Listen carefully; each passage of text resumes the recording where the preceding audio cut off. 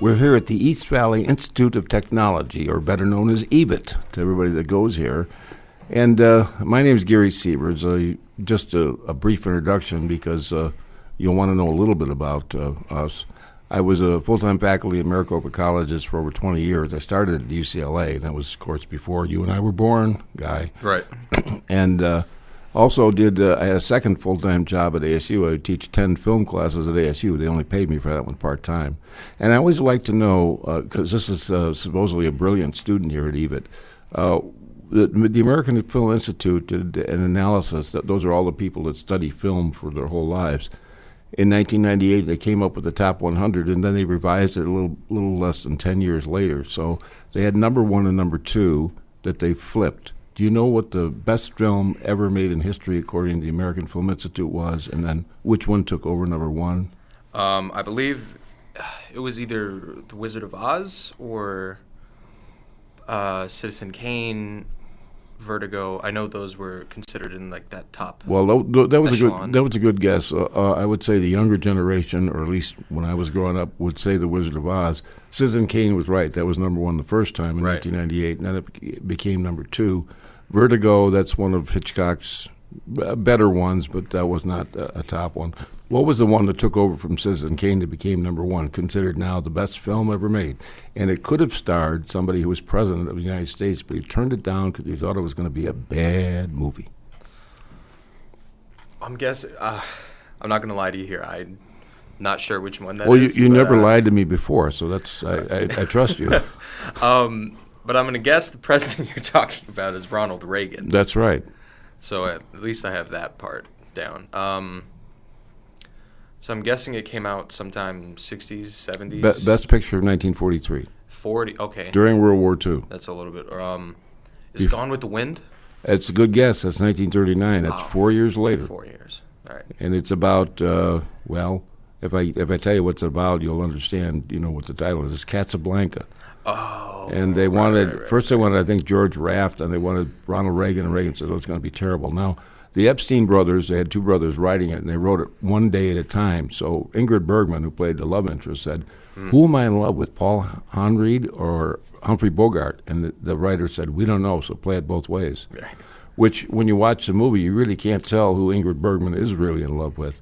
And the other thing that was lucky about the final, the ending, is that Jack Warner was a terrible judge of talent and movies. He was the head of the studio. He was only good at making money. And he liked, they filmed two endings. One was the altruistic ending where Ingrid Bergman goes off with her husband, and the other was the logical ending where she goes off with Humphrey Bogart, who she had a fling with when she thought her husband was dead. Yes. So Jack Warner says we're going to go with the one where she goes off with Humphrey Bogart. But in the interim, she cut her hair for another movie, and it didn't match. So they had to go with the altruistic ending, which is the one everybody wanted, because it was very patriotic during World War II. Right. Now, I introduced myself. You talk about, I've had 4 radio shows, so how many radio shows have you had? And tell us a little bit about yourself. I've actually had 0. Well, you know what Shakespeare says, nothing can come from nothing. I mean, someday maybe. Yeah. I listen to a few podcasts here and there, especially about, film and film culture, the film industry. My name is Dominick Espinoza, by the way. I'm 17 years old. I'm a student here at the East Valley Institute of Technology, better known as EVIT by those who attend here. I take the video productions class. It's a very good class. We, do a lot of things, special effects, editing, film things. We have projects out. We put a lot of them on YouTube. Yeah. Well, I know, when you talk about being 17 again, I remember the movie 17 Again with Zac Efron. Yeah. And the guy who was in, he was in Weeds in the TV series and also Spring Awakening. And he actually was up against Zac Efron for High School Musical. Yeah. And he would have gotten it, I think, but he went off and did a movie in Seattle. So then Zac Efron took High School Musical and made a career out of it. Right. So what would be your number one film if you said of all time? Now, please don't say, "Dude, where's my car?" I mean, something a little bit more, a Revenge of the Killer Tomatoes or something. Oh, no. What's your number one? Not a fan of Ashton Kutcher, but it's I don't know if this is a cliche answer, but my favorite film of all time is The Empire Strikes Back. Oh, Always that's have good. been, always has been, always will be. Nothing. I don't think anything will ever top it. I think it's a perfect film. Do you know George Lucas became famous for a film he did in 1973, and then he wanted to do Star Wars. He actually wanted to do Flash Gordon. The film was American Graffiti. American Graffiti, or Where Were You in '62? Thank you for helping me out with that. Just don't do that again. Anyway, so he wanted to do Flash Gordon, which was a serial in the 30s and early 40s. Yeah. And he couldn't get the rights to it because somebody else was filming a film that was of similar name. You know what the film was? It wasn't Flash Gordon? No, it's called Flesh Gordon. It was a porno movie. So the only reason we got Star Wars is because Lucas could not get the rights to Flash Gordon, so he made Star Wars up by himself. So we got a great series. Now, how many are there now? 9 or 10? Well, in the main series, there's 8, but there's 9. Yeah, with Rogue One, that's kind of a separate entity. I mean, it's not completely separate. It's about things within the universe, but it's not a numbered episode, and it doesn't have, that iconic crawl at the beginning with the letters scrolling up in front of space. Another ironic thing is George Lucas did not want Harrison Ford in the movie Star Wars. He'd had him in American Graffiti, so he knew his talents. Right. So Ford had to read with everybody, and he kind of almost begged Lucas, and finally cast him, and of course that made his career. So I remember the first time I saw Harrison Ford was on the TV series Leave It to Beaver. Now, have you ever seen that in reruns? That was like 1957 to 62. My grandparents told me about that. I mean, I saw it in reruns just like you might have. Right. But it's a story. The 50s glamorized what family life was like. You had Father Knows Best, Leave It to Beaver, Ozzie and Harriet, The Adventures of Ozzie and Harriet. And the funny thing was they never had any adventures. Ozzie would sit there with a tie at dinner, and Harriet would have her pearls on. And Ricky and David Nelson never had any adventures. But Ricky became a famous singer because he wanted to imitate Elvis, and he had a TV series. So what Ozzie would do, Ozzie was the director and producer of the show, he would let Ricky sing a song at the fraternity house or wherever he was. I think it started in high school, and then he's in the fraternity house in college. And by singing on TV, he became like an Elvis impersonator at first, and then he was kind of the cool kid who's saying, "Hello, Mary Lou." I don't want to sing it for you because I can't sing. "Goodbye, heart, sweet Mary Lou." No, anyway, that's enough of that. So he became a very famous singer, and then he died at 45 at a plane crash. Right. So, unfortunately. Yeah. You asked me what my favorite film was if I had a number one of all time. Do you say you have one also? Best Years of Our Lives, which was the best picture of 1946. At UCLA, I got a master's in film history / theater arts. It was both of them. I wrote my master's thesis on the films of Frederick March, who was the guy that won the Oscar for the Best Years of Our Lives in 1946. He also won his first Oscar in 1931 for Dr. Jekyll and Mr. Hyde, which was made by John Barrymore in The Silence, and then later by Spencer Tracy. And Tracy did a terrible job. It was a terrible movie. He had Ingrid Bergman as his leading lady, and he said to Frederick March, "That's the best professional compliment I ever could have paid you, Freddie, because I look bad, and you won the Oscar for it." Later, those two were, and I did this part at UCLA. They were in Inherit the Wind, which is about the Scopes monkey trial, and I played the part of William Jennings Bryan, is what it was based on. I played Matthew Harrison Brady, which is what Frederick March played. And I wanted to do my, he was a double Oscar winner, as was Spencer Tracy. And I wanted to do my master's thesis on Spencer Tracy. And they told me, don't do it on him because so many people do that. And we have Frederick March's grandson going to school here.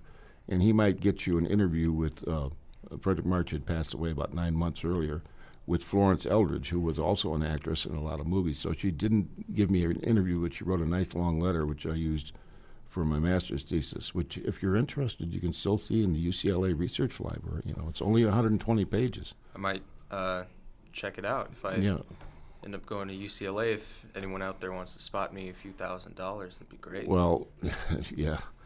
The Bruins, it costs now, as an undergraduate, I went to Northwestern University. I had an academic scholarship and a community service scholarship from the Elks Club, so it was pretty much free. And one of my sons wanted to go to Northwestern. It was $45,000, so he flew out there and tried out and didn't make it. So, oh, goodness. So, I mean, those private schools really kill you. Yeah. So on to this year's Oh, Academy do we Awards. have to go to this year? Oh, okay, sure, whatever you say. The best picture of the year is the Darkest Hour. Think so. Oh, absolutely. Now, it won't win, but I sure hope the guy that plays Churchill. There were 2 movies out about Churchill this year. The first one was about Churchill's conflict with Eisenhower. It was a very good movie, but since it didn't have any special effects, nobody watched it. It was very good. Eisenhower wanted to invade Normandy, and Churchill had goofed up in Gallipoli in World War I. He didn't want to invade Normandy. Yeah. And then the second one, of course, is Dunkirk, which I would say millennials love because everything blows up all the time. Well, I mean, that's kind of a fundamental misunderstanding of Dunkirk, because I look at Dunkirk and Darkest Hour as almost kind of polar opposite films about sort of the same subject, about Great Britain's involvement in World War II. Dunkirk being, I know the word micro is kind of a weird term to use for a movie that seems to have such a large scale, but the scope is pretty small. It's pretty microscope. It's about this one isolated event on this beach and everyone's attempts to, escape or do whatever. And Darkest Hour is a very macro-looking film. It's about looking at the entire scope of the war from Great Britain's perspective, particularly from the perspective of Winston Churchill. That's very good. I mean, you'd have gotten an A in my Scottsdale Community College class and a B at ASU. That was very good. Now, because I was always an easy grader anyway. But the best picture about World War II was the one that Casablanca was afraid of being released in the same year. Casablanca could have been released a year earlier, but it wanted to avoid this, which was the best picture of 1942, and it was a concurrent look at World War II from the English point of view during the war. So do you know what that one was? It's one you have to see before you go to school or whatever. I feel like I might have heard the name before, but It's Mrs. Miniver, and it's about a woman during World War II who holds everything together. Now, you talk about the Battle of Dunkirk. Her husband, Walter Pigeon, is the actor's name. He takes his little dinghy or dory or whatever they called those boats, and he went across the English Channel and saved a lot of people. They saved 400,000 to 500,000 or more. Churchill was afraid they wouldn't get 50 back. And his son, at 19 years of age, enlists in the Air Force, and he's engaged to a girl, and she's the only one that dies in the thing. The one you don't think is going to die is the one that dies. And ironically, Mrs. Miniver, Greer Garson, wins Best Actress for that. She marries the guy that plays her son, the 19-year-old. Now, he wasn't really 19 years old, but he was a good 10, 15 years younger, so the mom married the son. I mean, the characters. yeah. Yeah. So my wife, Claire, she looked at that and she says, I could see there was some sort of romanticism between the mother and the son. And, well, it's probably because they got married. Oh, dear. So, and also the Best Supporting Actress was Teresa Wright. She won the Oscar for that. Mm-hmm. Now, she's the only person in Oscar history who got nominated for an Oscar the first 3 movies she made. She made Little Foxes with Bette Davis and got nominated for Best Supporting Actor. Then she played Mrs. Lou Gehrig in The Pride of the Yankees. She got nominated for Best Actress. The same year, she's nominated for Best Supporting Actress in Mrs. Miniver. So in those days, you could get nominated for both awards. And so she won the minor one, and Greer Garson won the major one. So she was competing against Greer Garson for Best Actress. But Mrs. Miniver is really a fabulous movie. The most dramatic scene is there's a Nazi that lands his plane and has got Mrs. Miniver at gunpoint in her kitchen. And that's very tense. It goes on for 5 or 10 minutes, and you don't know whether she's going to get out alive or not. So all this foreboding, it was directed by William Wyler, who was one of our greatest directors.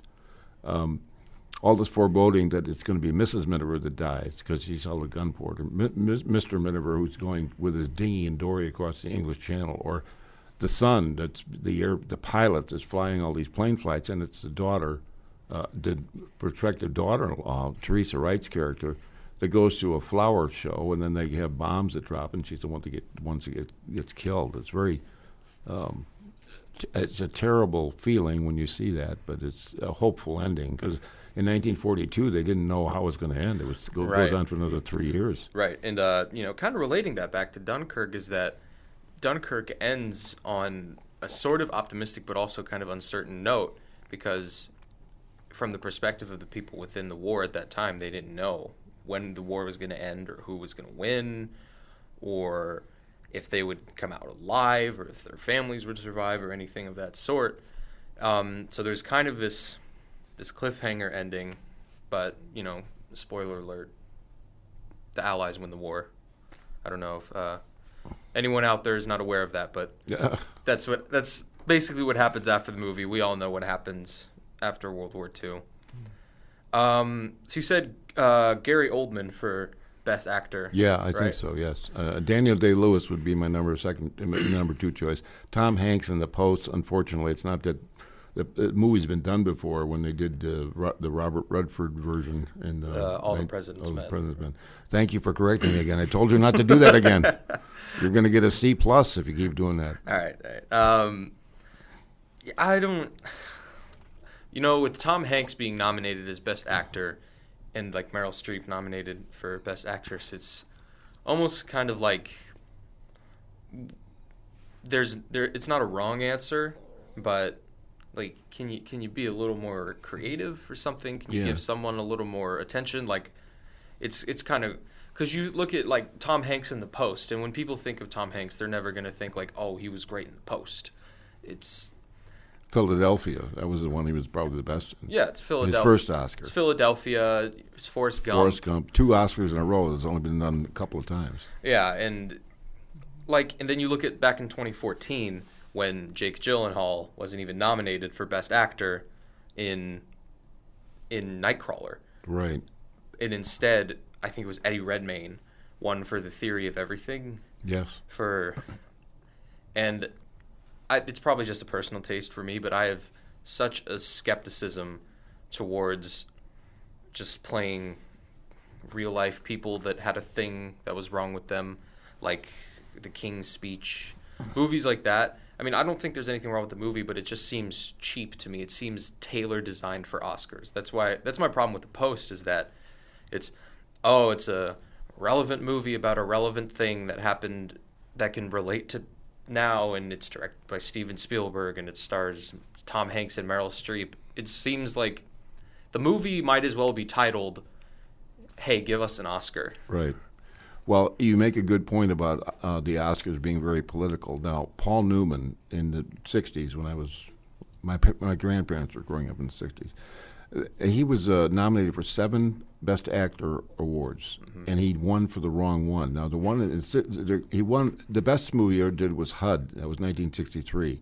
Second best was Cool Hand Luke. Now, a lot of people in the 60s identify with Cool Hand Luke because he was an anti-hero. Yeah, very counterculture. And he made The Hustler, which was number 3 in 1961, but he wins for a sequel to The Hustler 25 years later, The Color of Money, where he's playing the mentor.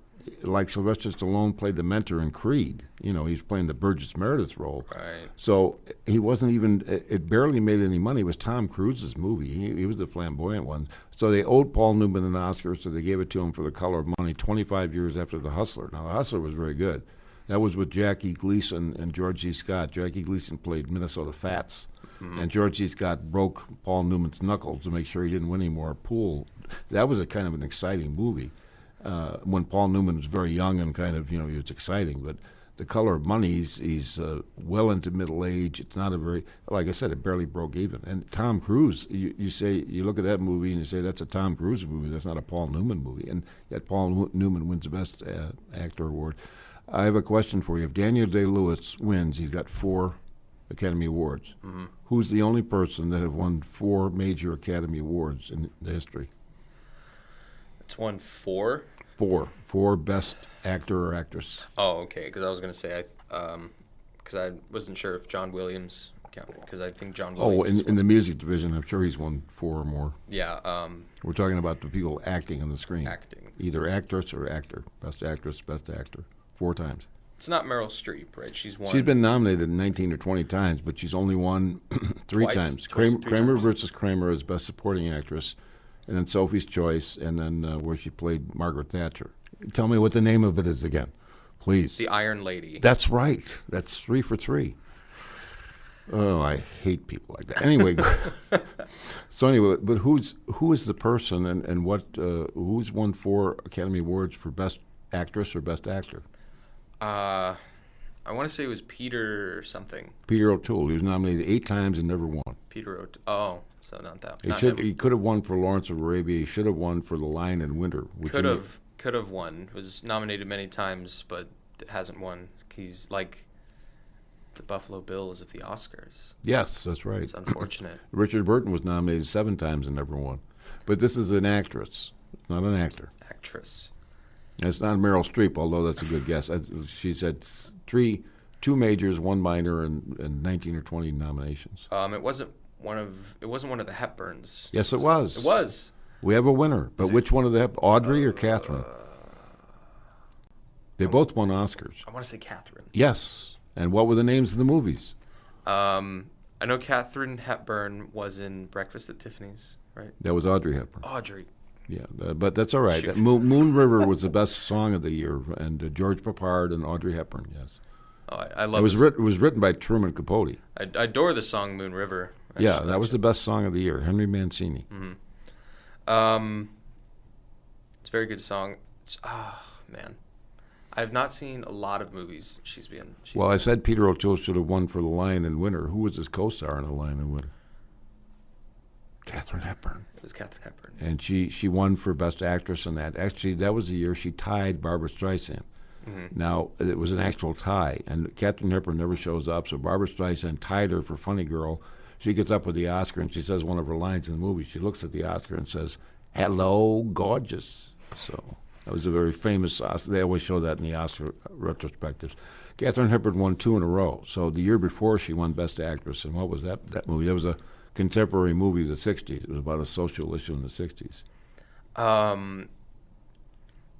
It wasn't Guess Who's Coming to Dinner. It was. We have a winner. Speaking of Guess Who's Coming to Dinner, Get Out, nominated for... Are you telling me to get out of here? Oh, no. Okay. You mean the movie Get Out? If I really wanted someone to leave the room I was currently residing in, I would use once or twice in my marriage, I've heard that term used towards me, so I just, it makes me a little nervous. So so I can stay for the rest of the time. Then. Yeah. Okay. There's a lot of themes from Guess Who's Coming to Dinner used in the film Get Out, which is what Jordan Peele kind of cited as one of the influences of it. And you said that you think Darkest Hour is the best picture, but you don't think it's going to win. Well, if I were a millennial, I just turned 34. I dye my hair gray to look old. Does it work? Yeah. I go up to the Harkins Theater and they look at me. Don't get cute. I go up to the Harkins Theater and they look at me and say, "Sir, would you like the senior discount?" And I fraud those people every time. I say, "Sure, I'll take the senior discount." But I'm only 34. If they check my ID, sometimes I go into I usually get lemonade. That's all I am. I'm mainly a teetotaler. But I go in the bar. Sometimes they card me. They really do. Oh yeah. Yeah, you believe that, don't you? Oh, I do. I got some farmland out that I could sell you if you want. Not much of a farmer, but honestly, my best picture pick personally isn't nominated. What is it? Well, speaking of people that have been nominated a lot but have never won an Oscar, Roger Deakins. Yeah. He did the cinematography for this film, Blade Runner 2049. I think the best film of the year, and it's not close. It's an excellent film. Well, my wife and I like to go see the best animated shorts, the best animated live action, and the best documentaries. Now, we saw the best shorts animated the other night, and we liked Lou. I mean, that's out at the Camel View, and I think the documentaries are out at Shea and Scottsdale, and they may be at the Valley Art this week. I haven't checked the paper yet. Mm-hmm. Do you read the paper, or do you look at everything online? I don't read the paper. What do you mean you don't read the paper? Paper's, it's expensive. Kills trees, man. Oh, Save man. Trees. Oh, dude. Well, you're right. I mean, I get, people have said I'm the type of guy that would cut down a cherry tree, stand on the stump, and then give a speech about conservation. So I guess that's, No, I read a lot of articles online. Yeah. Well, the thing, you couldn't have the movie The Post or All the President's Men if you didn't have a newspaper. Right. Those movies are specifically about the press. And what's interesting, going back and thinking that I could see The Post having a very realistic shot at winning, because another movie that is about, journalism and journalistic integrity and reporting of a real life event that's very significant, just won 2 years ago, Spotlight. Yes, Won that's 2 years true. ago. It's the one starring Michael Keaton. It was his second in a row after winning for Birdman the year before. Yes. which I think Boyhood should have won, but that's Your grade is going up. It is. Your ASU grade is up to A- B+.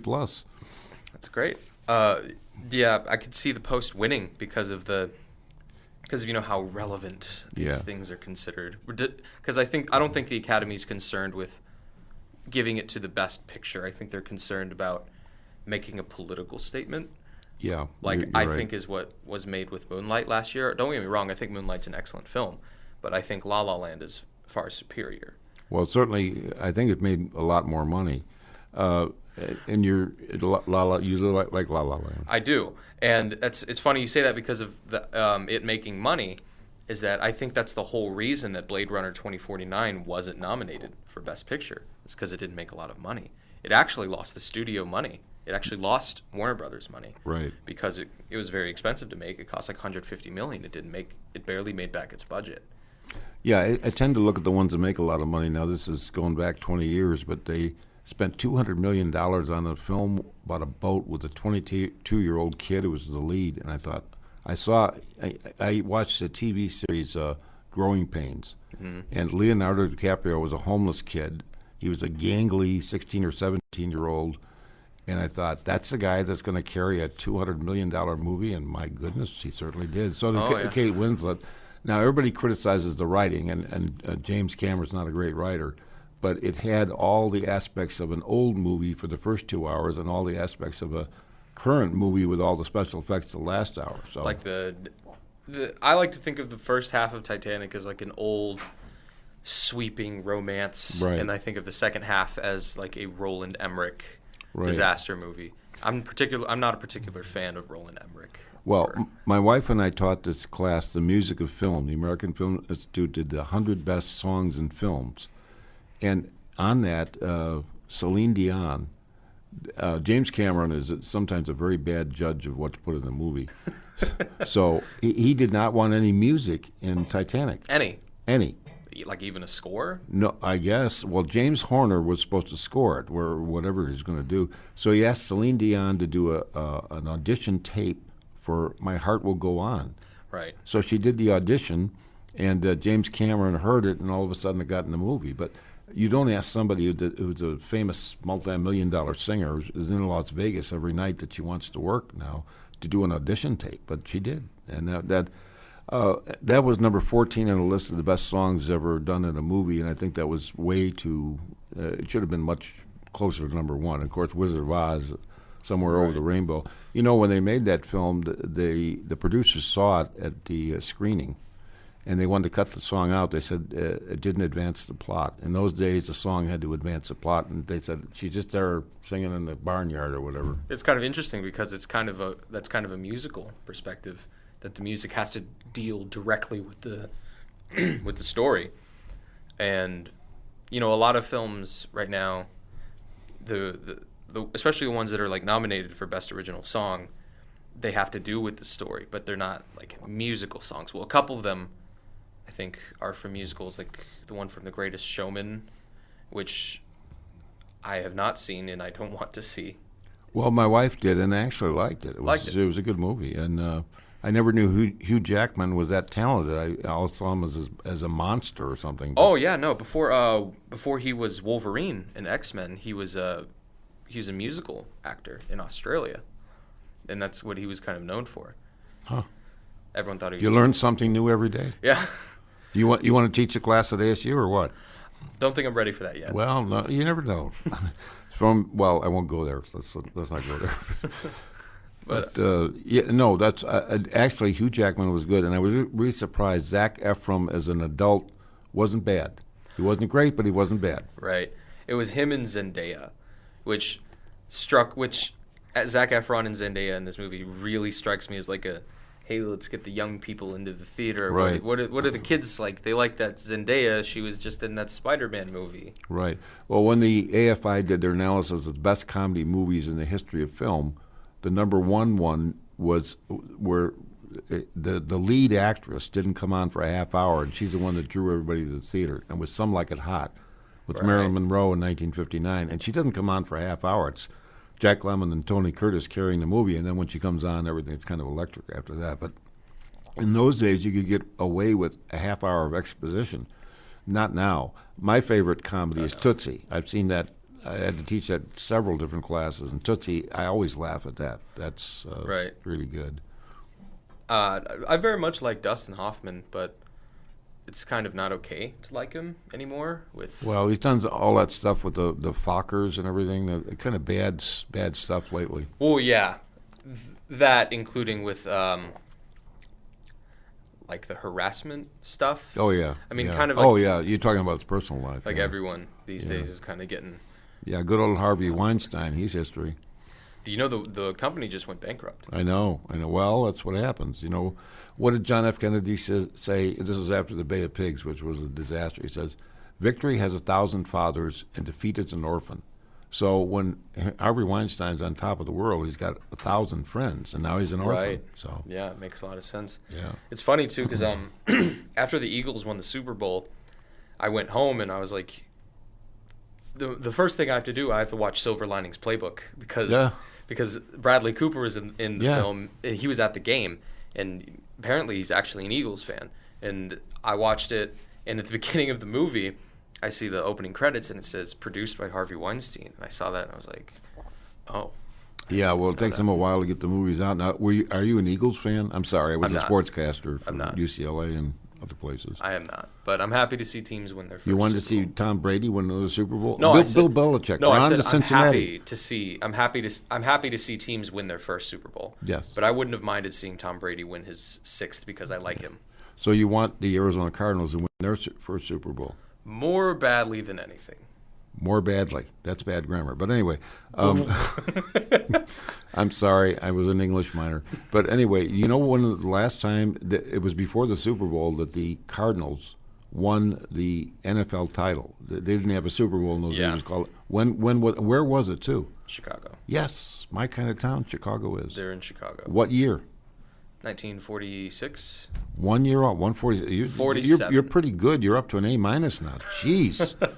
1940s. And Bill Bidwell, the older man, he was a ball boy for the Chicago Cardinals. And Michael Bidwell was not around at the time. So Bill Bidwell was terrible at PR. He's actually a fairly nice guy. Mm-hmm. And Michael Bidwell is a lawyer, and he's more proactive, and he's in cahoots with Roger Goodell. Roger Goodell likes the fact that he can give him lawyerly advice, which Roger Goodell desperately needs, like resign, dude.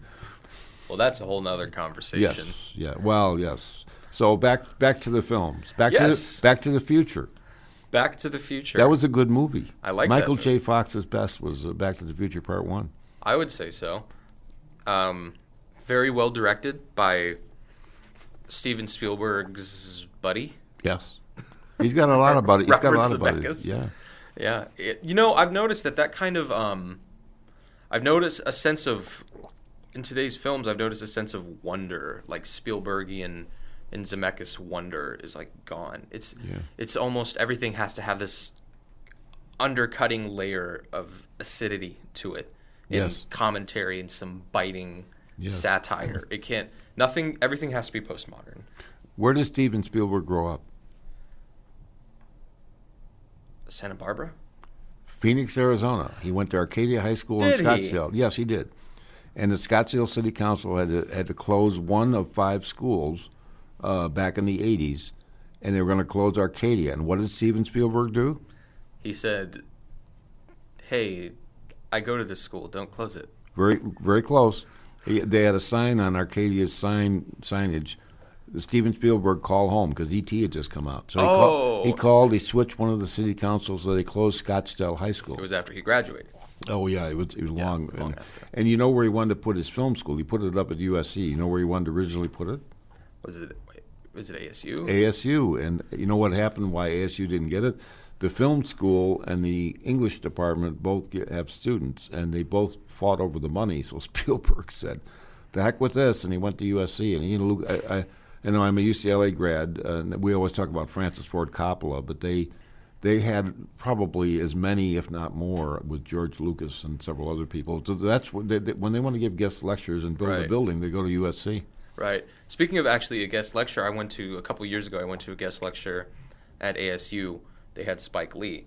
Oh, yes. It was pretty great. I think it was free too. We didn't have to pay for it. It was really great. Learned a lot of important things. Got a little political at some points. Wasn't a fan of that, but it's Spike Lee. You can't have Spike Lee without What's your the favorite Spike Lee film?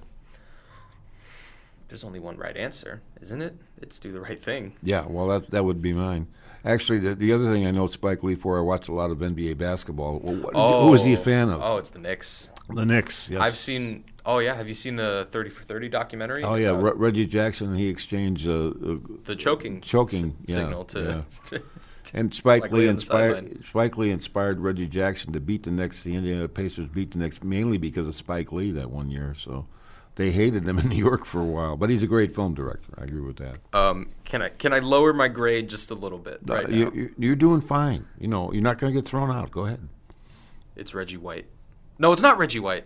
It's Reggie Miller. We both got it wrong. How did I get it wrong? Didn't I say Reggie Miller? No, you said Reggie Jackson. Reggie Jackson. Now, where did he go to school? Mr. October. It's someplace close. He's a baseball player, right? Yes, baseball player. Mr. October. He was the MVP for the Oakland A's in a couple of series, and he was the MVP for the Yankees. He had 3 home runs in one game to beat the Dodgers in 1977. Oh, it's a school very close to your heart. Oh, is it the University of Arizona? How about ASU? And he was recruited by Frank Kush to be a football player, and then he realized his better talent. I guess he was a pretty good football player. Was to be a baseball player. And what other famous major leaguer went to ASU for 3 years before he left? Who's the number 1 home run hitter in history? Is it Barry Bonds? Barry Bonds was there for 3 years. Yeah.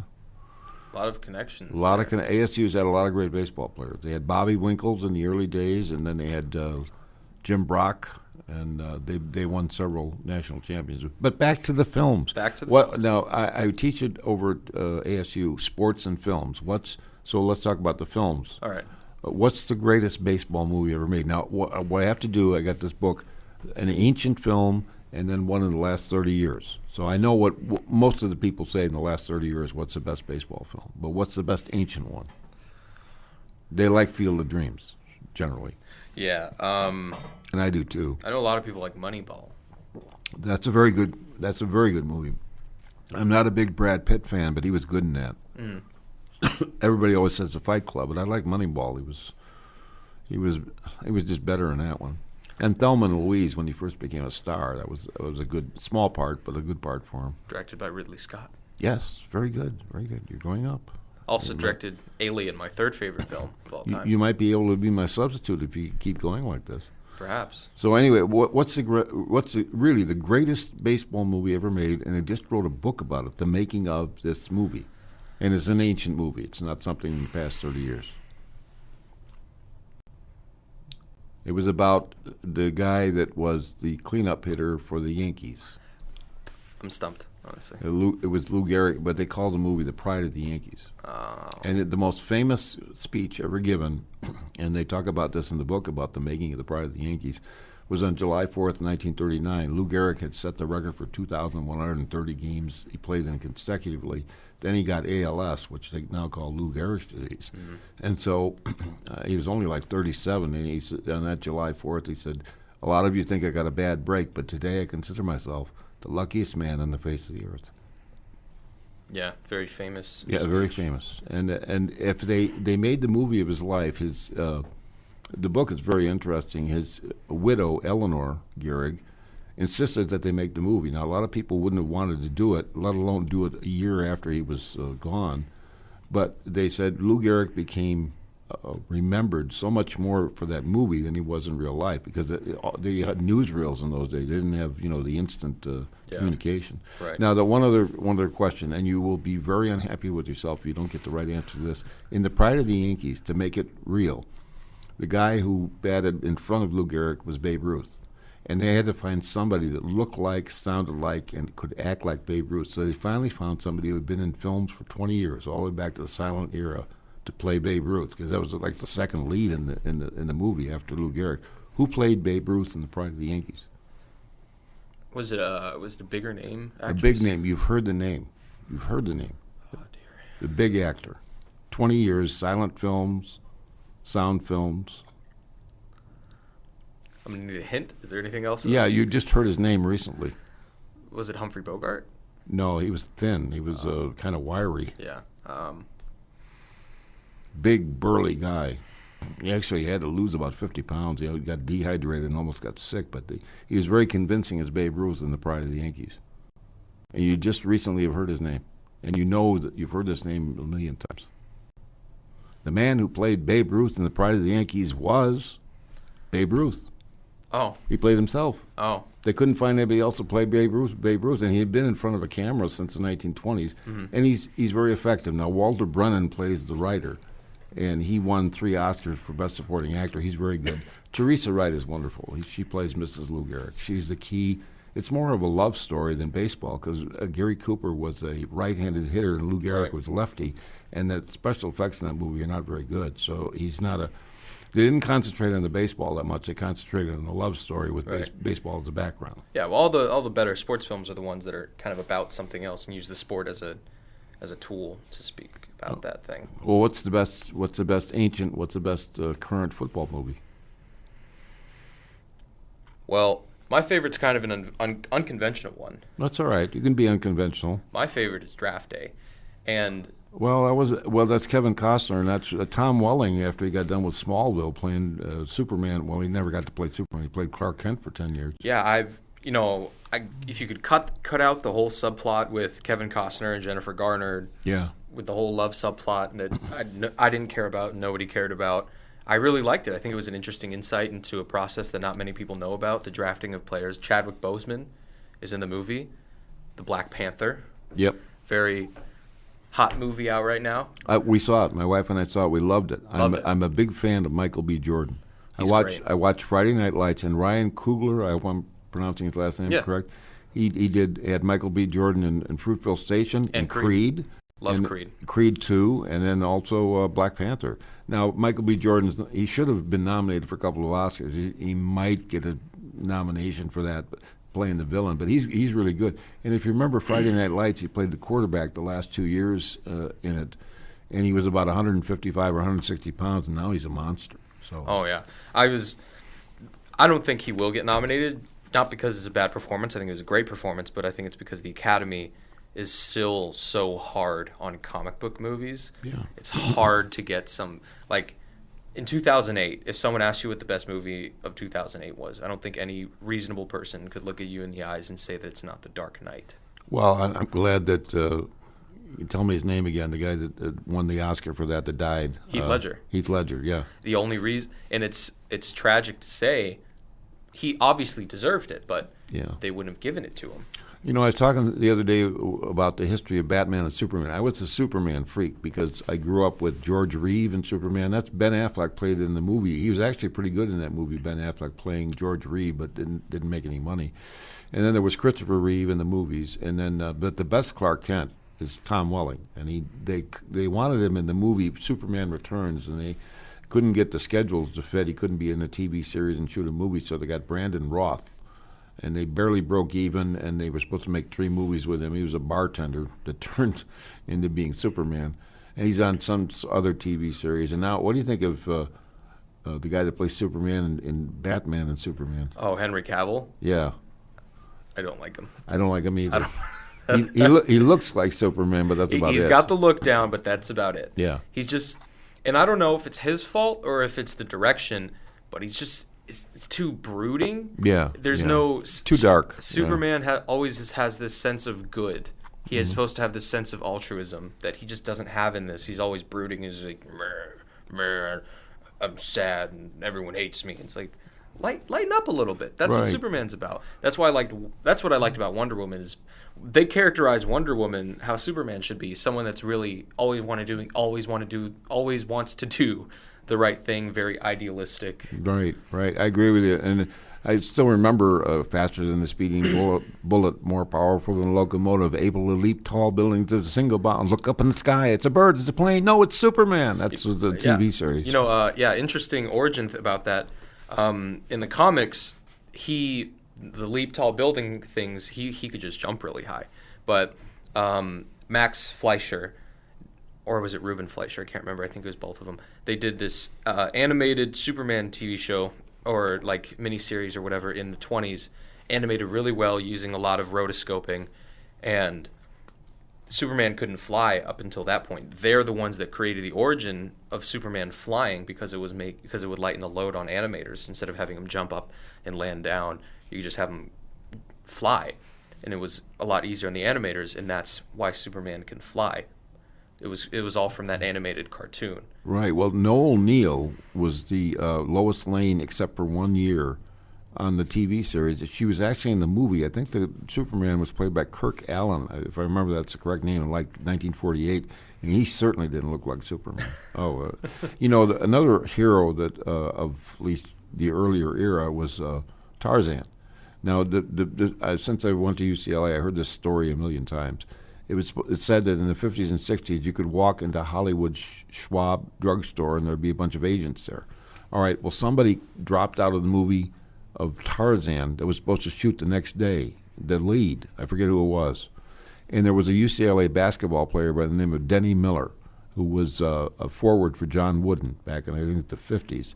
And he looked like Tarzan. So he walks into Schwab's drugstore, and there's an agent. He says, "You are going to be Tarzan in my movie that starts tomorrow." And Denny Miller looked at her and said, "Me? Tarzan?" She said, "Good, you know your first line." Supposedly that's a true story. Denny Miller made one Tarzan movie.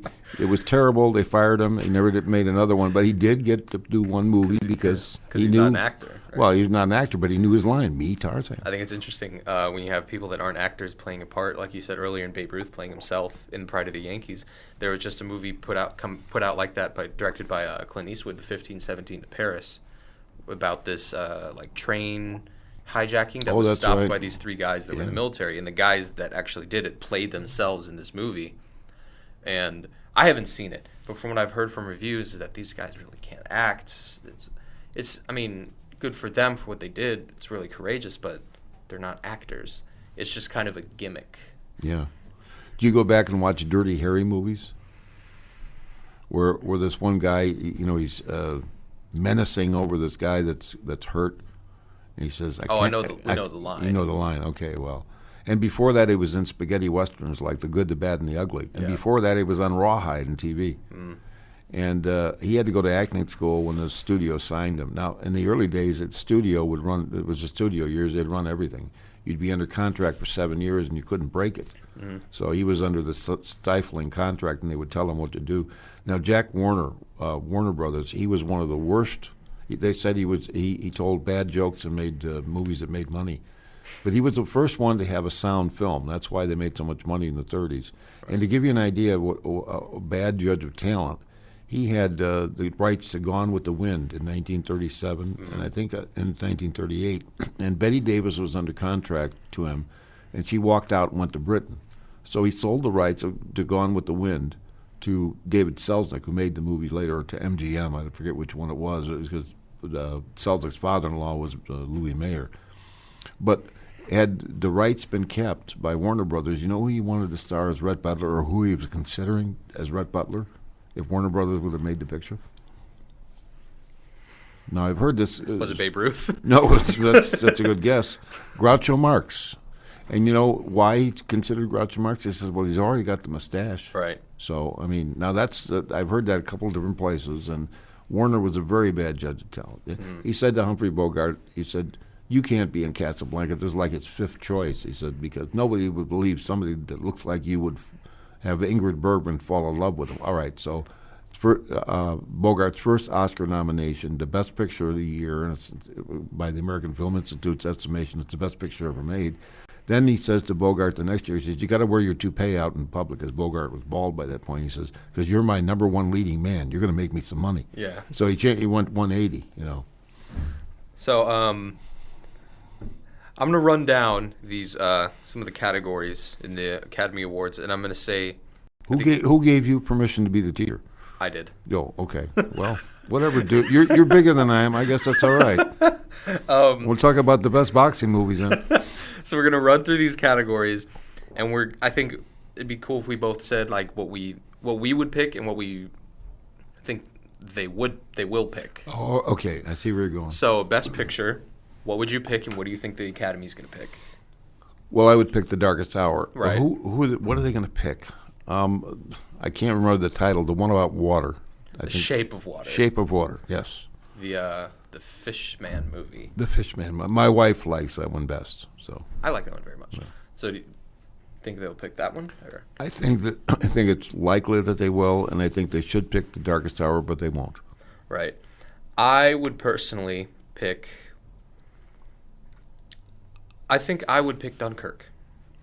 Because no, not Dunkirk. Dunkirk has got great special effects, but I was watching it to try to figure out the story. There was one discernible story, and the rest of it was all blow up, and sometimes it was hard to follow the story. I don't really love any of these movies that are nominated. My favorite, Blade Runner 2049. Also, some of my other favorites, not The Shape of Water. The Florida Project, The Disaster Artist, I, Tonya weren't nominated for Best Picture. Oh, you liked I, Tonya? I did.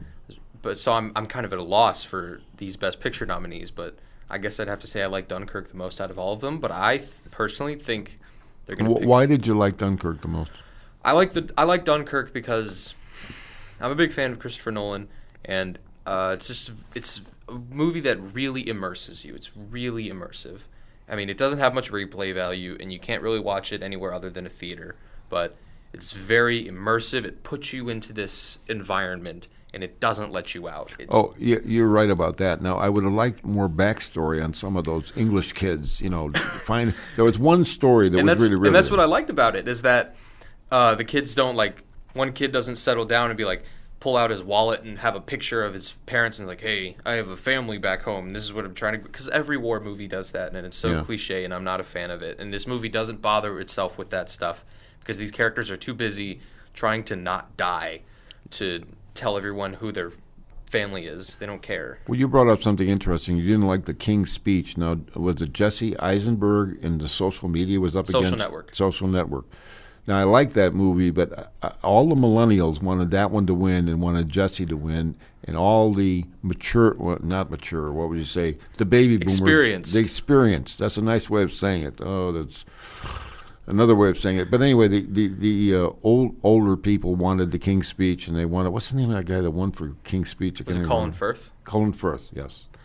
And the old people won because on the Academy, the people that vote, they're all older. They're experienced. They're older white guys. They're experienced, and I think that they're trying to shed that label. Yeah. And I can see them picking Get Out. Yeah. Which is why I can see that one winning. Do you like that one, Get Out? I think it's overrated, but I think it's good. Yeah. Well, I liked it too. So. Best actor. Who'd you pick? Who do you think they will pick? Churchill. Gary Oldman? Yeah. Gary Oldman. And who do you think they will pick? I think they'll pick Gary Oldman because he won the, the Golden Globe. Right. Which is a good predictor. And I think that Daniel Day-Lewis has won 3. Tom Hanks has won 2. So a lot of them have won too many, and that'll be the first time for him. Right. Yeah. So I'm going to agree with you there. I think they will pick Gary Oldman. But my personal favorite was not nominated, and there's a kind of an interesting story for why. I would have picked James Franco for The Disaster Artist, but another UCLA grad. Yes, but it was bad timing because he won the Golden Globe for Best Actor in a Comedy or Musical, and then in the span between now and then, he was accused of sexual harassment by 5 women, and the Academy's like, ooh, we can't do that. Can I admit to something you won't never tell anybody? Don't let this go off the year. I saw Pineapple Express, and I thought that was funny. I thought he was good in that. I thought the two of them were pretty good. Yeah. That's my, I shouldn't admit to that, but I like Pineapple Express. And he got into NYU's writing school to get a master's. He writes things, and he got his younger brother into movies. Dave Franco makes some interesting. But He's I know. Disaster Artist too. I know. I know when you have a personal problem, it's going to ruin your life. Oh yes, so you can, and that's honestly that's why Denzel's nominated for Roman J. Israel Esquire, a movie that no one saw, and that people that saw thought it was like, it's kind of mediocre. But they're like, quick, we can't nominate James Franco. We have to throw someone in that no one will question. Who, Denzel Washington, whatever, throw him in there. Well, who was the first African American to win an Oscar? And the film was shot in Arizona in 3 weeks. And what was the name of the movie? Was it an actor award? It was an actor award. It was Best Actor. Oh, actually, Hattie McDaniel won for Best Supporting Actor and Gone with the Wind. But the first actor to win a major award, which was Best Actor of the Year, 1963, it was filmed in Arizona in 3 weeks. And a very famous song with one word, Amen, Amen. At a loss here. Lilies of the Field, Sidney Poitier.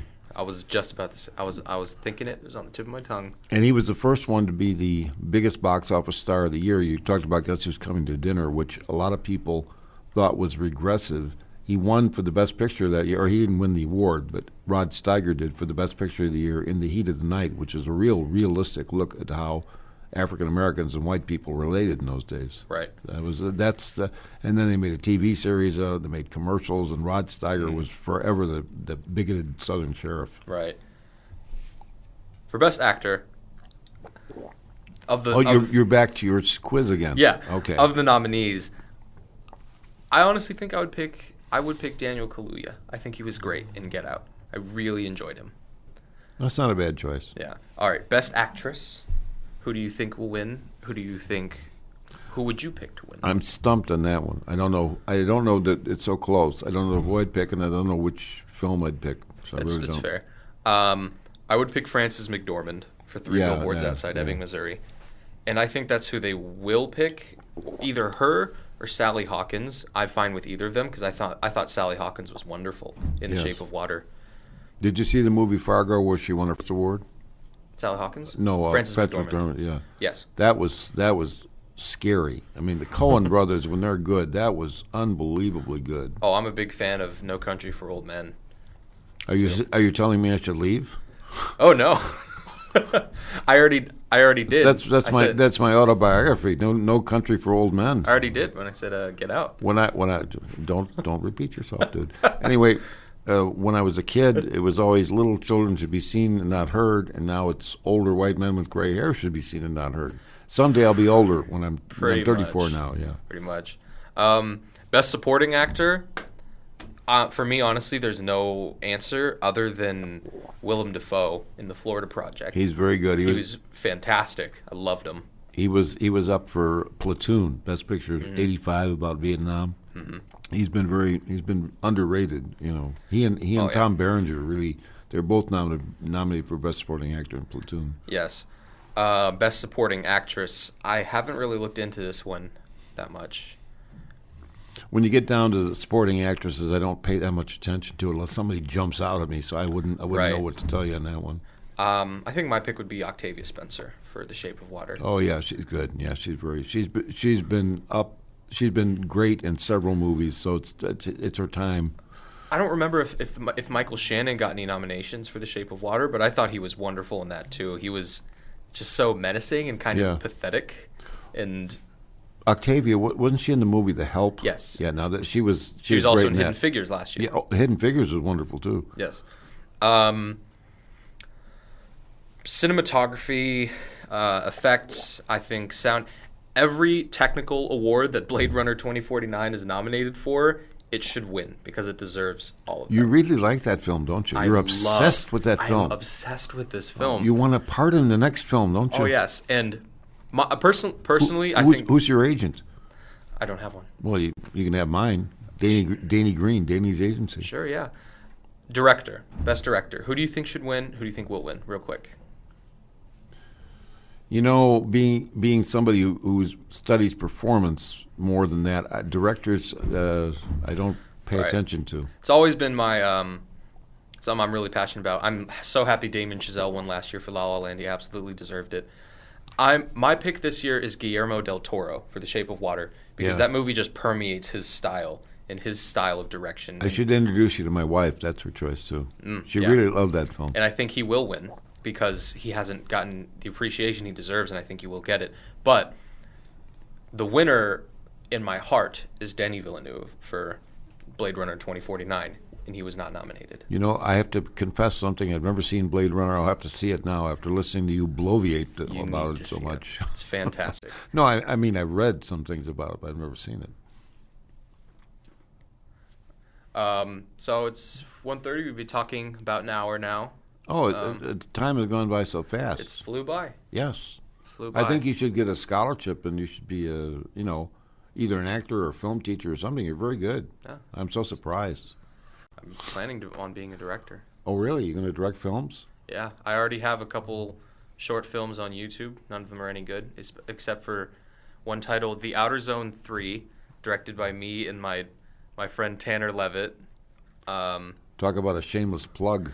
Hey, you got to get it where you get it. Who's that guy that's on the Disney Channel that did all the blogs that became famous? Jake Paul? Jake Paul. Is it Jake Paul? And he wrote he had a biography about himself. He's 21 years old, and he hid out in the White House, stayed overnight in a washroom or something.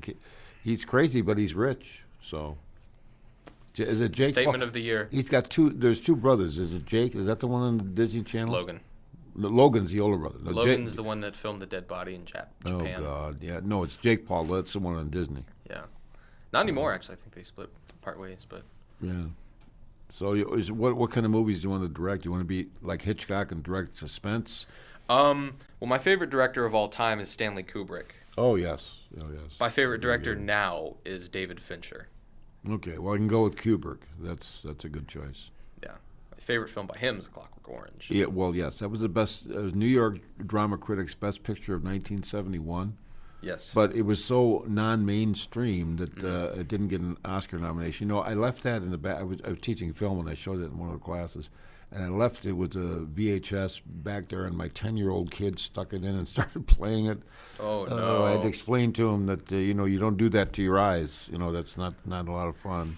Well, but actually, Malcolm McDowell, I liked him in a movie 4 years earlier called If. Mm-hmm. It was the same thing as the movie with. George C. Scott, where he was the head of the military and the kids overthrow the military. I forget the name of it now.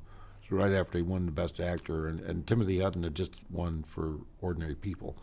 But If was about a military school in Britain where Malcolm McDowell was a teenager and he overthrew the people who were running it. It was really, it certainly was 1967. It certainly reflected the 60s when the establishment was out and the young people were in. Oh yeah. My grandparents told me about that too. Very. Is this mic still on? That was supposed to be a joke. My grandparents. Oh, goodness. Very politically charged time. It was. It was. It was an extremely, and it's becoming like that again today. It reminds me of the '60s, really. I would say it would a lot. Yeah, I've heard a lot of those comparisons, and I think that's kind of where, as a whole, these Academy Awards are headed in terms of. We don't know what the ceremony is going to look like on Sunday, but I have an idea, and it's especially with the whole Me Too movement and everything. Yeah. Jimmy Kimmel's hosting it for the second year in a row for some reason. He was. I don't like him, but he was very good last year. He was very good as an Oscar host. Now, who was the one that hosted the most Oscars? Thanks for the memories, Bob Hope. It's not James Franco and Anne Hathaway, right? Oh, I like James Franco, but he was terrible. He was asleep or something that night. That was one of the worst.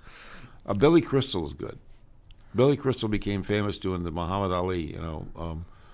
Hello again, everyone. This is Howard Cosell. Muhammad Ali, not the fighter he was 3.5 years ago today.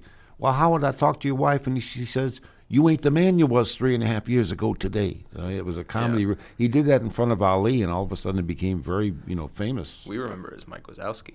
Yes, right. Yeah. In the Monster Inc. And he did a one-man show I saw at Gamage about his life, which is very, very interesting. He was very good. And then what was the one he did out in the Western where some of these, titles for... He was way out west, and Jack Palance won Best Supporting Actor, and he got down and did push-ups at the ceremony. I'll remember the title in a minute. Sure. Yeah. So... You're supposed to correct me the fourth time. You're supposed to come up with these names. What's the matter with you? You're slacking off. So, just a random thing. Over, under on how many times Donald Trump is named on the Academy Award ceremony. I'm going to say 13. Over or under? I'd say more than that. I'd say overall so. Who gave the best speech at the Golden Globes? And everybody wants as a presidential candidate. God, Oprah Winfrey. Oprah Winfrey. Yes. Oprah Winfrey. That whole hullabaloo. Yeah. Everyone, a year after everyone was crying about an entertainer running for president, now they're pining for one to do the same. Yeah, well, that would be an interesting debate. Donald Trump and Oprah Winfrey. That would be that would be interesting. I'm not going to lie, it would be entertaining. Well, they talk about a Q factor. That means how likable you are, and I wonder who would win the Q factor. In it that would thing. be a ratings bonanza. Bonanza. Oh yes. Well, what's your next over under? Or Oh yeah. You seem to be taking over the teacher role here, so go for it, dude. Men brought on stage to announce the nominees. I'm gonna set the over under at 4. Well, no, I think it's gonna be more than that. You know the most famous. I'm gonna say under. The most famous moment in the Academy Awards, one of the most famous, is David Niven was hosting in 1974 in a streaker. That's what. Oh, yeah. And David Niven says the man is going to become famous for his shortcomings. For broadcasting his shortcomings to us. Or something. Don't correct me again. That's 5. It's 5 too many. It's 5 points off. Yes, 5. No. I mean that's fine. But it was something about. I remember something about the shortcoming. Streaking was good back in the days. Now you get thrown in jail. I mean, I think they got away with a lot of it. They became famous. Once you become famous, you become rich. It doesn't matter to a certain extent what you do it for. Oh yeah, broadcasters are very aware of those type of things too. Like when they see that a streaker's running out onto the field or on the stage or something, move the camera away. Don't show the audience. Right. Because we don't want to give that person the recognition that they're looking for. And you get imitators. People want to imitate, and then, look at Columbine. We had Columbine 19 years ago, and look at all the imitators we've had since. So. Yeah. I'm sorry about sorry about being political, but I mean, who was it? Michael Moore that did Bowling for Columbine? Yes. Yeah. Well, also did Sicko, a few other documentaries, Fahrenheit 9/11. Do you like Michael Moore? No. Why not? As a person? Well, I mean his films. Maybe I should say you're a director. I think. I disagree with him on basically everything politically, but I think his documentary films are technically well made, but I just disagree with him. Well, you know what Churchill said: a man who is not a liberal as a youth has no heart. A man who is not conservative when he's older has no head. So, what would Churchill say about you? We will fight on the beaches. We will fight in the air. We shall fight in the seas. We shall never surrender. Yeah, we will never surrender. Well, that's pretty good. You know, he had this thing with Lady Astor, this arrogant socialite, where she said, Mr. Churchill, if you were my husband, I would put poison in your coffee. To which Churchill replied, Lady Astor, if I were your husband, I'd drink it. I mean, there's this feud going on all the time. Mr. Churchill, I think you are quite drunk. You're quite right, my lady. I am quite drunk, but you are quite ugly.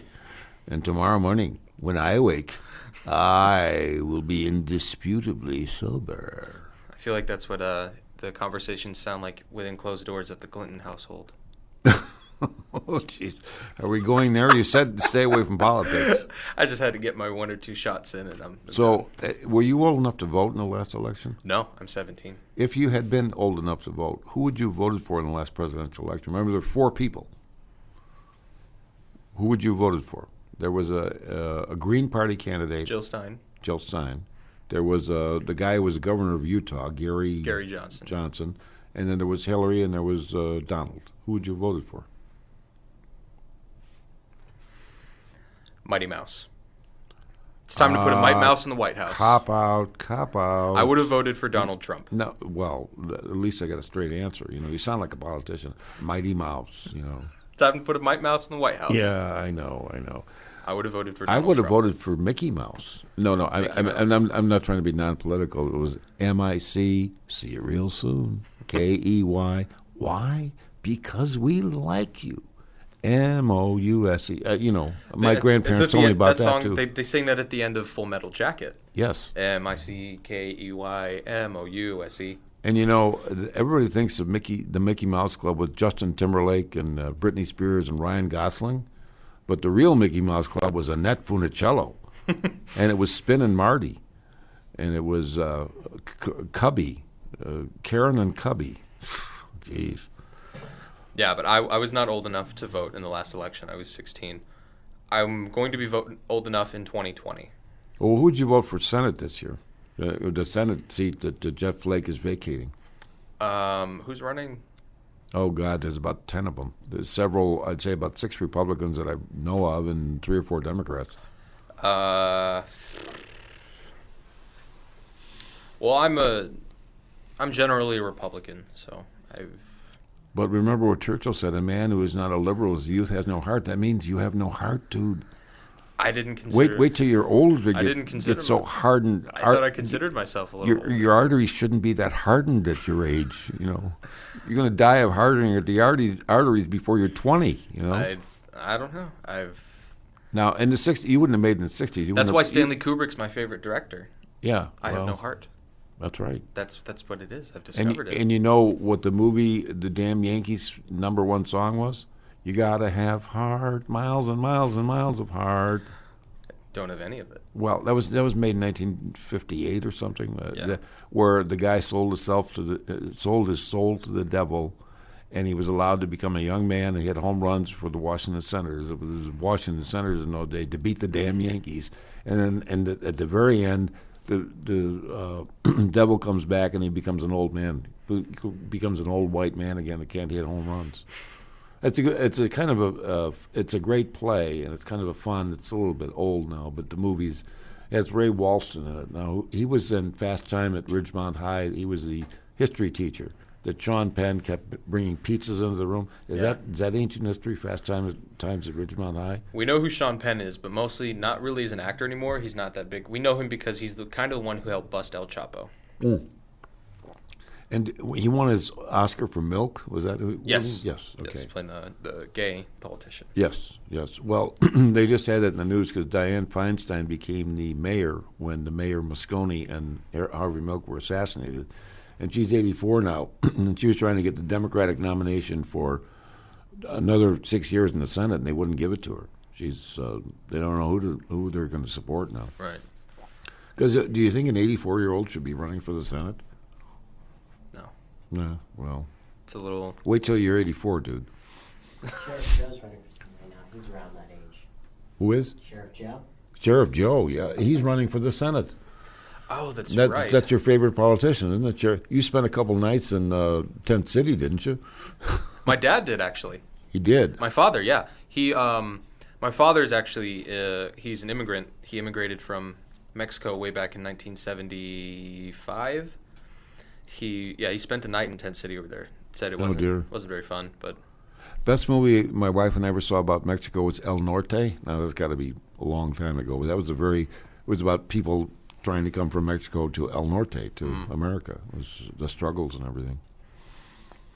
So, me llamo en español es Gregorio. Do you speak Spanish?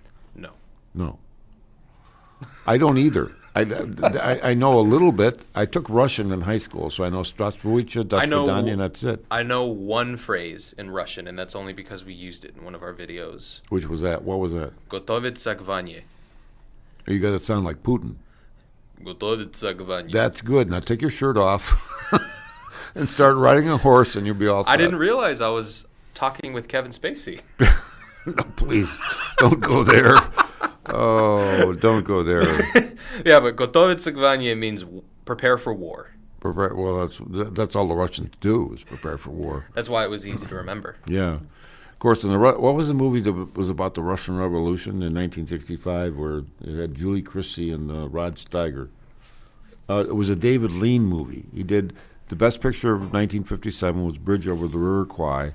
And then did Lawrence of Arabia, right. And then it was Dr. Zhivago. That's what it was. Does very sweeping historical movies. His movies are anything but lean. Yes. But the best movie he did was The Bridge Over the River Kwai. Now, what was the song that won the best song that year where they whistled it? I believe it was Whistle by Flo Rida. Yeah. I can't whistle. Well, and another famous line about a whistle is Humphrey Bogart and Lauren Bacall. She was 19 years old, and he was 45, and they did the movie To Have and Have Not. And what was the famous line about a whistle that she said to him? You know how to whistle, Steve. You just put your lips together and blow. And that was then they got married after that. Oh. And it was Bogart was married to his third wife, Mayo Mentat, and she went crazy, started throwing things at him when he fell in love with a 19-year-old, and then she committed suicide. So that was kind of a sad end of that story. They were known as the Battling Bogarts. But Bogart said, my fourth wife was the one I should have married in the first place because they had a very happy marriage, so he died in 1957. The fourth one's the charm. How many wives have you had? How many girlfriends? how many dogs? 6. No, 6. Well, that's good. That's very good. 6. That's very good. Not a single one's in 2 years. Oh, well, you got to get back in the game, dude. Get off the bench and get in the game. Well, I've had one wife for more years than I care to remember, and she's perfect. She's really perfect. That's I great. would never. If fantastic. I had to do it all over again, I would have married her 2 years earlier. She's that good. Fantastic. Well, she was the orchestra teacher and chair of the music and drama department at Rhodes Junior High. You know, the junior high over there in Mesa. Yeah. I have a couple friends that went there. Yeah. Well, I had a friend that taught there. So my wife is my best friend. This has been a paid political announcement. My wife is my best friend, in case you're listening to this, dear. Let's give her a shout out. Yes, Claire. I used to call her, she was chair of the department, so I called her Chair Claire. She said, don't call me Chair Claire anymore. Now, my first of 4 one-man shows is Give Mel Harry, and when Harry Truman was traveling in 1948, winning the election, he would call his wife the boss. He said, I want to introduce you to Bess, the boss. And she said to him, you call me boss once more, I'm getting off this whistle-stop tour, and I'm never going to talk to you again. So he stopped calling her the boss.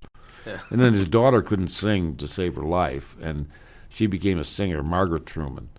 And she was so bad that the music critic for the Washington Post, Paul Hume, did a review that said she was terrible.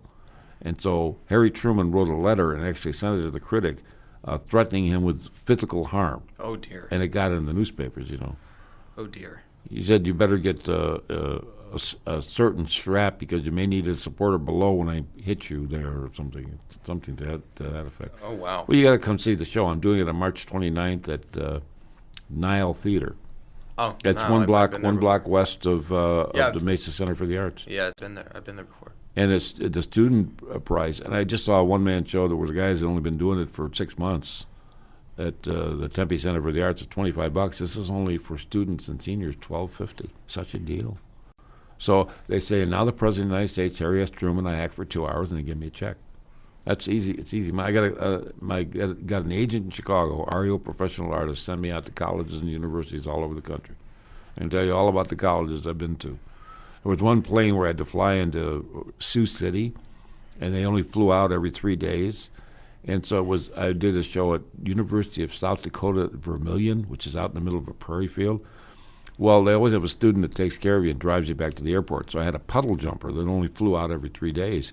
Well, it was a Saturday night. I was supposed to fly out on Sunday, and the young man, who was about 19 years old, went to downtown Vermilion and got drunk and couldn't find his car. So the next morning, I didn't want to wait 3 days. I would have had a lot of problems. So he couldn't find his car. We're looking all over downtown Vermilion for his car. We did. He went about 85 miles an hour, and I got to the puddle jumper with 2 minutes to spare. They were about ready to take off. Mm-hmm. So I can say, I spent a week in downtown Vermilion in one night. But I did come back and tell my wife they had a Stradivarius there. So that's a violin, special violin. She's a concert mistress in the Tempe Symphony Orchestra. Now, another shameless plug. Her last concert, she got a standing ovation the last 2 times for being the #1 violinist. Mm-hmm.